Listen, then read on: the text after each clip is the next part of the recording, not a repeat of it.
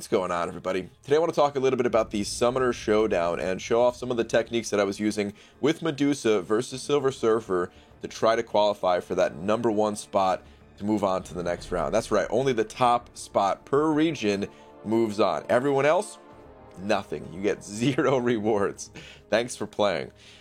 So yeah, it starts with the mastery setup really before we get into the actual gameplay itself. You can see here I'm using basically an all offense setup.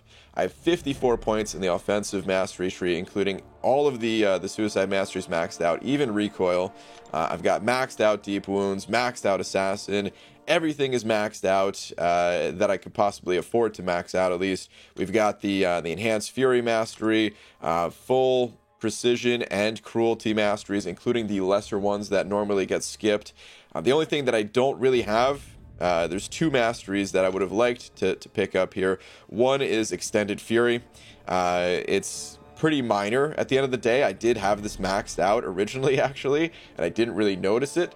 But, you know, of course, it's a little bit of a DPS increase if you have that extended fury duration. And then greater strength. You know, it was kind of going back and forth debating on whether I wanted to put points in the lesser crit masteries or if I wanted to pick up greater strength and just kind of cross my fingers and hope that I landed more crits magically, because sometimes that does happen. Sometimes you have a really good run, and even if you only have, let's say, 35% crit, you'll end up with 50% crit by the end of the fight, just by pure luck. But I decided, yeah, let's not go that route. Let's put the points in the crit masteries.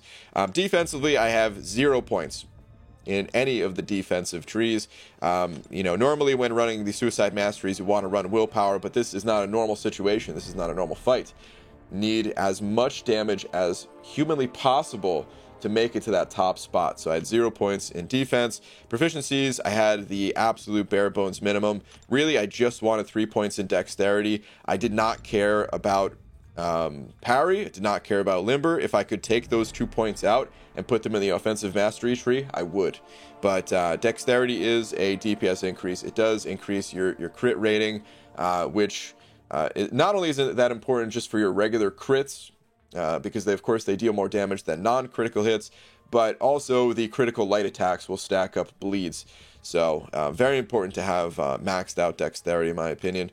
But yeah, that's it for the mastery setup. Let's get into the actual fight itself. There were only 2 times that I could realistically make attempts against Silver Surfer due to Alliance Quest running, and the champions that I use in Alliance Quest, I actually need to throw specials, and I'm not using Corvus, whereas Corvus could get away with using a 0 defensive mastery setup and still go itemless. For the champions that I use, it just was not possible. So I want to show you guys an attempt from the last batch of attempts. This is the final 4 hours when my path in AQ is done, and I could finally switch my masteries. This way I'm not switching back and forth, spending hundreds and hundreds of units on this. But you notice that I got an armor shatter off immediately. I do not hold my power or anything like that. I also take an intentional block hit on the special 2 to drop me within courage range. And you want to be above 41% health still while in courage range. So 41 to 49% health. This allows you the maximum number of special 2s possible without risk of death, because with max recoil you're taking 10% damage per special 2. Now I mostly use special 3s, and special 3s you don't have to worry about that health loss. And honestly, when I was first making attempts against this guy, I was thinking, yeah, the special 3s are good enough. The special 2s, it's not even that much of a DPS increase, and it's so risky, I'm not even going to go for it. But you will see here that as long as I get a good AI from Silver Surfer, where he's very cooperative, willing to kind of dash in at me, not resistant on throwing those specials, and if I have 2 buffs, which means I'm gaining the slight power increase, having more unique buffs than Silver Surfer because of the nodes, then I could actually go for special 2s in between special 3s. So you're going to see here I get the light attack off right as soon as the special 3 is over. It's guaranteed against Silver Surfer. It's not really a skill thing, but it does allow you to get that power bar building up a little bit faster. And Silver Surfer here, he is very cooperative, throwing these special 2s, and I am going to go for his special 3. I want to get another combo off here, but I want to get the special 2 off while I have 3 Furies up to get the max damage possible. So I do that, no problem. He's still very cooperative in throwing these special 2s, so everything is looking good for this fight. I'm just need to get myself back up to a special 3 now. One more half combo here, dash back, get the opening, get the special 3 off. He's going to be very close to his special 3, but should still be fine. Should still have that little bit of wiggle room where he has a special 2, and as long as he throws that right away, which he does, we're still in business. So we keep it going. We got the permanent bleeds rolling. We've got that damage increase, and things are about to go wrong very shortly here. So pay attention, because it happens so fast. So far, so good. Almost down to 62%. He's at 62%, and then bam! Oh, oof. Lights out Medusa. Everything was almost perfect up until this point, as good as I could realistically hope. And it's over just like that. Now, I could have dodged that. So that was my fault. That was not an RNG thing. I wasn't prepared for it, man. I was excited about being on a good run. So you can see 731. He's at 62% health, 731 into the fight, right? Now I'm going to show you guys a screenshot from the time that I put up on the leaderboard. 62% health, 7:06 on the clock, so 25 seconds faster in the attempt I just showed you. On the leaderboard, I was 33 seconds behind, and in this real attempt that I'm going to show you, the attempt that I did get on the leaderboard with, you're going to see there was a bunch of time to, a bunch of ways that I could have saved time. My techniques were not as refined. I was not going for the special 2s, weaving them in, things like that. I could have... I'm making this video before knowing what the official top time is, but as of recording this, it was 340 seconds, where my time in this clip is going to be 373, and honestly, I think I could have dropped it down. I honestly think I could have gone 15 to 20 seconds faster than the top time, but again, this is without the final day's calculations. It's possible that whoever does get the top time, maybe they are faster. But you can see this is the start of the attempt that I first got on leaderboard with, and it starts out pretty poorly. He had the power gain buff. First off, I'm not in the health range that I want. He had the power gain buff because of the heavy attack or the special 1. I can't remember, but you can see he has it up right now, which is bad for 2 reasons. Number 1, he's gaining more power when I hit him, which means I have to bait out more specials from this guy, which of course is a DPS loss. And then also, because that one unique buff that he has right now, if he gains a second one, I can only gain 2 buffs maximum in this fight. Technically a third with the dexterity buff, but that goes away very quickly. And there's a node that gives you power. It's a very small amount of power, but it is still some power if you have more unique buffs than your opponent. So when we're tied for buffs, I'm not gaining that additional power, so it's a really bad start, and you can easily see where that DPS loss comes from.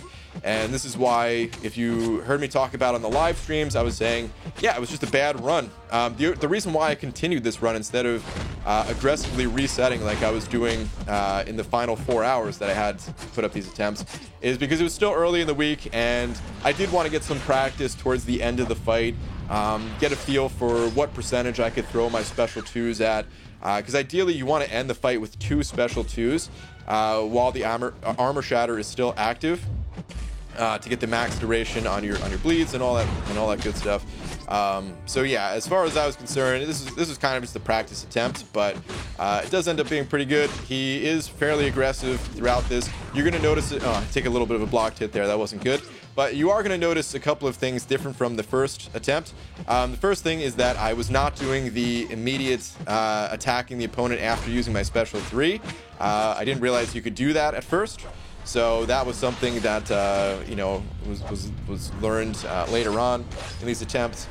The other thing is I do get out of the way of those heavy attacks. It is possible. It's not like I just it's not luck is what I'm saying. There is a lot of RNG to this fight, and you do need Silver Surfer to be cooperative, but there's a lot of room for skill, where as long as you're really on top of your game, you can get out of the way, and you can really kind of control the AI. See right there, you saw me get out of the way of it, right? So I just botched it, man. I botched it on that other run. Now, that wasn't even my best run, believe it or not. The first one that I showed you guys, there was a run where this happened twice, actually, where I was able to get 2 special 2 combos off between the L3s.